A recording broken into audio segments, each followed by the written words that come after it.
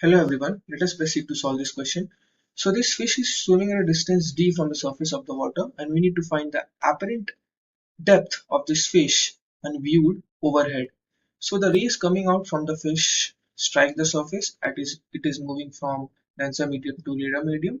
So the rays moves away from the normal and on joining back they meet somewhere here where the apparent image is formed.